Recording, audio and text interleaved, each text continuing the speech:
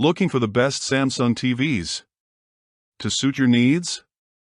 In this video, we're diving into some of the top options available right now. Before we begin, don't forget to check out the links in the description to find the best deals within your budget. Let's get Number 1. Samsung S95F OLED. The Samsung S95F OLED is the best Samsung TV. Like any OLED, you get unrivaled black levels, so blacks are deep and inky in a dark room. Since it uses a QD OLED panel, you also get incredibly bright and vibrant colors that can't be matched by traditional OLED displays. A lot of OLED models don't fare well in bright rooms, but this TV is the only OLED on the market that features a matte screen coating.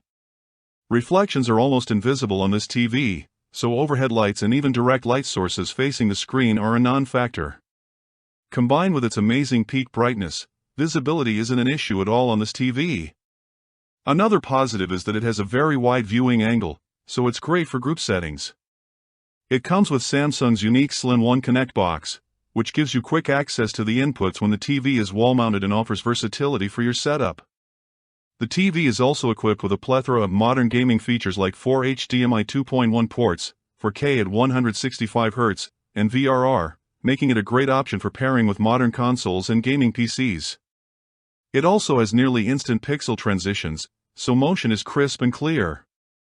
In addition to that, it has exceptionally low input lag for a responsive feel. Home theater enthusiasts may be put off by Samsung's lack of Dolby Vision and DTS audio pass-through, but if you can live without those features, the S95F is one of the best TVs on the market. Number 2. Samsung S90F OLED. What if you don't need the matte coating, the One Connect box, or 165Hz, and want to spend less? That's where the Samsung S90F OLED comes in, which is the best Samsung TV in the upper mid-range category. Being a QD OLED, you still get the same inky blacks and similarly vibrant colors as its older sibling. You also get impressive HDR brightness, so HDR content is impactful. Unfortunately, the TV isn't nearly as bright in SDR as the S95F, and it's not nearly as good with reflection handling due to its glossy coating, so there are some visibility issues in bright rooms. Still, you can watch TV and not be distracted by glare in moderately lit rooms. You also get the same wide viewing angle as the more expensive model, making it great for large seating arrangements. Despite not offering 165Hz support, you can still game in up to 4K at 144Hz with VRR on any of its 4 HDMI 2.1 ports. The TV has the same nearly instant pixel transitions and low input lag, so you get a sharp and smooth gaming experience. Like any Samsung TV, it doesn't support Dolby Vision or DTS audio pass-through, but it still offers HDR10+. If you're considering this TV, just keep in mind that only some sizes have a QD OLED panel, and even that varies by region. Number 3. Samsung S85F OLED. If you want an OLED, but the two picks above are out of your price range, consider the Samsung S85F OLED. It's not as bright as the Samsung S90F OLED, and it caps out at 4K at 120Hz, but outside of that, the two TVs are remarkably similar. You still get the inky blacks, vivid colors, wide viewing angle, and the nearly instant response times QD OLEDs are known for. Even though the TV isn't as bright as its more expensive siblings, you can still watch SDR content in a room with a few lights on and not be distracted by reflections. There's a larger disparity in HDR brightness compared to the other two Samsung OLEDs, so highlights in dark scenes and entirely well-lit scenes don't pop out as much, but you still get a decently impactful HDR experience.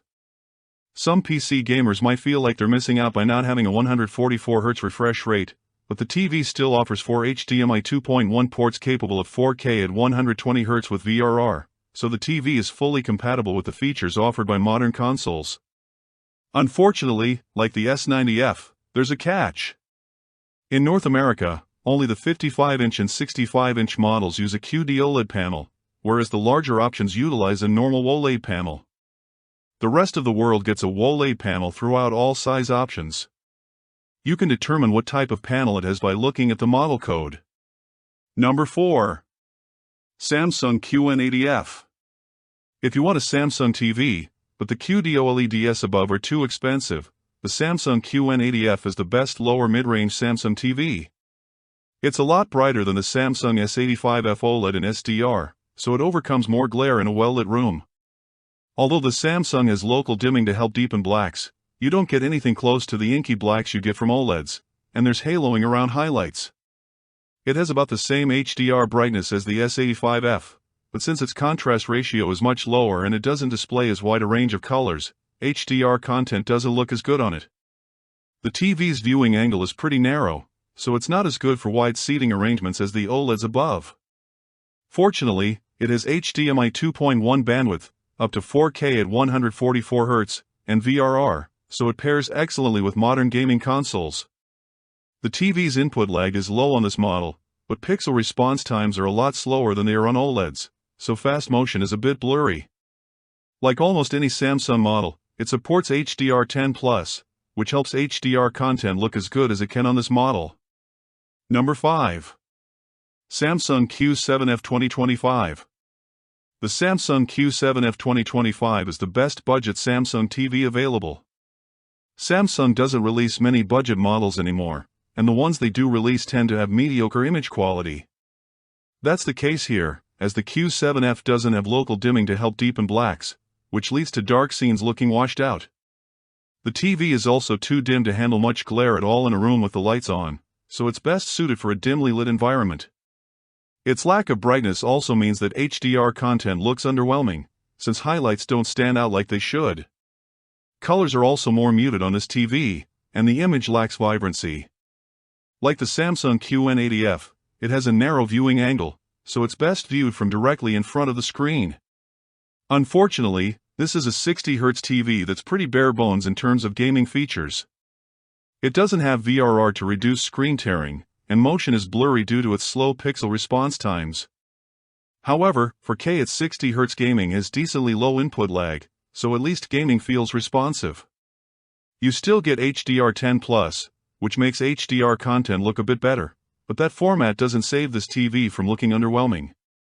If you really want a budget Samsung TV, it's not the worst choice, but most people are better off shopping for a budget model from brands like TCL and Hisense.